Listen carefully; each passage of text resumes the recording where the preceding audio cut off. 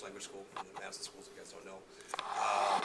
And they were really interesting to us because they had this really old building with no real elevators, and so they really couldn't, there wasn't a lot of great movement and things like that, and they had these really, really old computer labs. So ultimately we were able to take this sort of mobile cart learning system that the school district already had in place but didn't have money to fund yet. And we worked with some partners, and we raised about $5,000 to get one cart in this school. And we were really proud of our cart. We thought it was really great.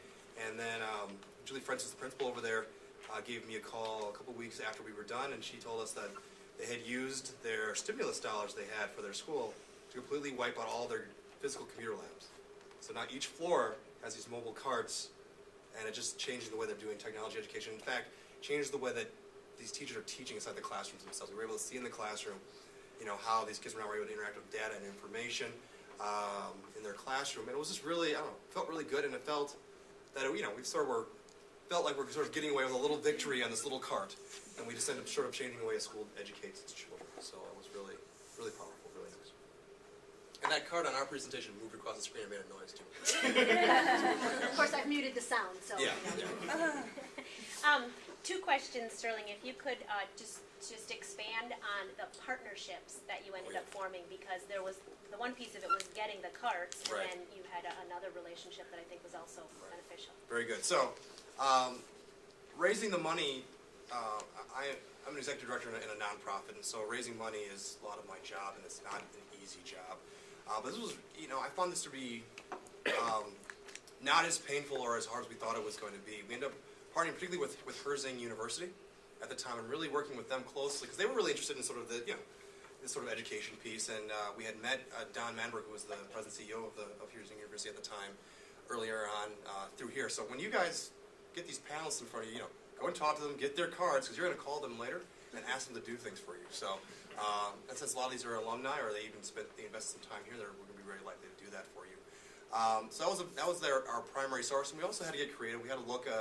There was a couple defunct sort of nonprofit organizations we were able to go and raid their last dollars to make this work, and a few other things. But it was really Herzing University.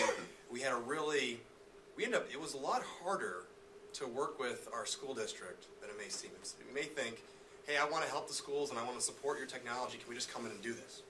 And the answer is no. There's some forms to fill out. You have to promise you're not going to do this or the other. And so there is a fair amount of red tape you have to walk through. Now, if you do that by yourself, you're going to have a tough time, and it may seem really frustrating. But again, the good news is that a lot of these school leaders, especially the Mass School, are going to engage this process. At least did during our year, so we were able to make some phone calls. I remember, I don't know why we had to go talk to the superintendent of schools, but I remember sitting in this, with like 3 vice superintendents and the superintendent of schools to sort of talk about our little technology and principal support projects. So, but again, once that happened, they were able to clear the path for us, and they were able to make things happen really quicker. So, these partnerships are key. And then, if you don't love your team, then you're gonna have a hard time doing this. And so I really encourage you to really get to know your team members really well. I still talk to all my team, and we find ways to get together and go on children's boats. I don't have a boat, so I'm a poor nonprofit executive, so I go on their boats. And sort of engage and get involved and find ways, just excuses to get together. But we were really close, and we were really sort of sad when it was all over. But I think we had been through the fire together. So you guys don't. This is their first day. Yeah. So I was like, who are these people? And by the end, I love all my folks. So. Great, thank you, Sterling. One thing I'd like to point out that is unique to the project that Sterling and his team worked on is that they did add in a fundraising component. Typically, we kind of shy away from that and don't want you to think that you're coming into this having to do some fundraising. In their case, they had a strategy and really kind of fought to have that component in there, but I don't want that to be an intimidating factor. Majority of the projects are done with no or very minimal kinds of fundraising, so just kind of tuck that away. I mean, for our group, what we had to do was actually very small, and that's what it was small to us, that we could get done in over a year. Maybe your size is different than for you. It's all about what you get done in the year that you have here. So. Great. Okay. Hillary, if you would talk about your quality of life project, please. Sure. My name's Hillary. I'm with First Choice Dental Group, and I think our project basically, in a nutshell, zeroed in on how to help improve quality of life in a neighborhood by virtue of helping neighbors get to know one another and engage with one another, with the theory being that, that there'd be a greater sense of pride and ownership if they really felt a strong sense of pride and ownership in their community. And I think one of the things that we did really well is that we latched onto an idea quickly based on the strengths and existing relationships of the people in our group. We happen to be very blessed to have a Madison police officer in our group, and he already had knowledge of an existing situation with the Prairie Hills neighborhood that had really seen a lot of change over time, and he already had some great relationships.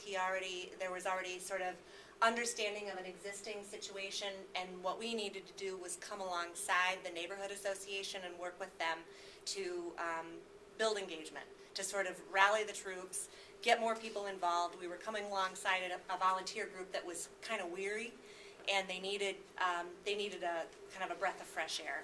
So specifically, some of the things that we did a survey of the existing neighborhood using the resources in the police department. They had a couple of interns that helped us with a neighborhood survey, that helped us better understand what their issues were.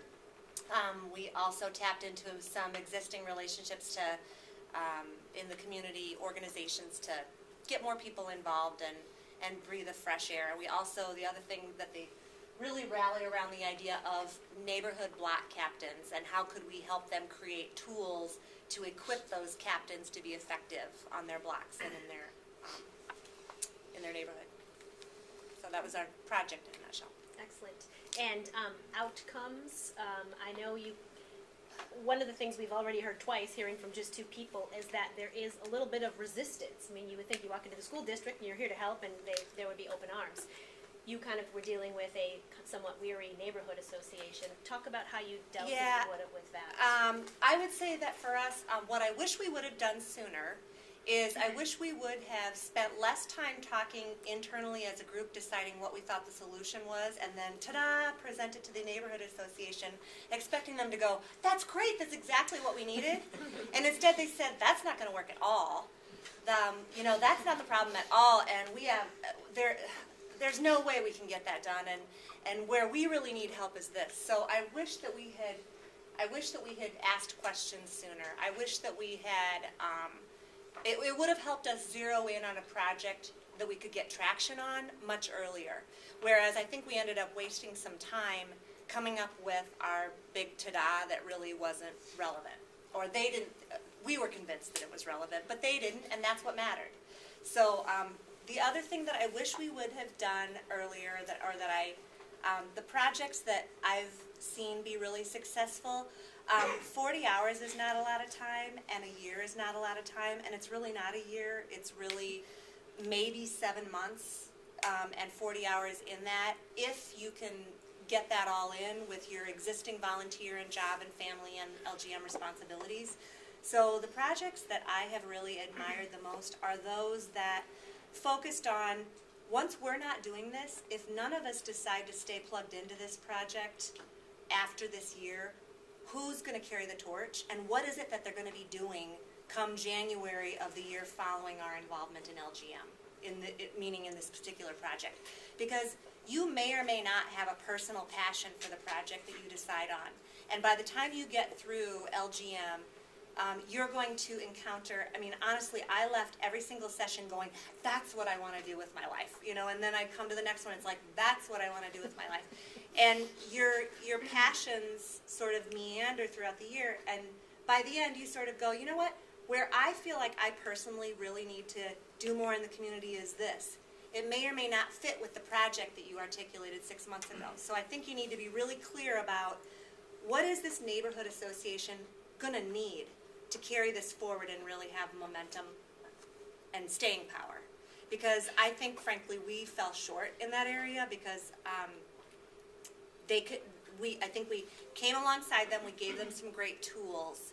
I think we could have done a better job of really focusing on, maybe it was recruitment, Maybe it was, really doing more training of those block captains so that they would have a team when we got done.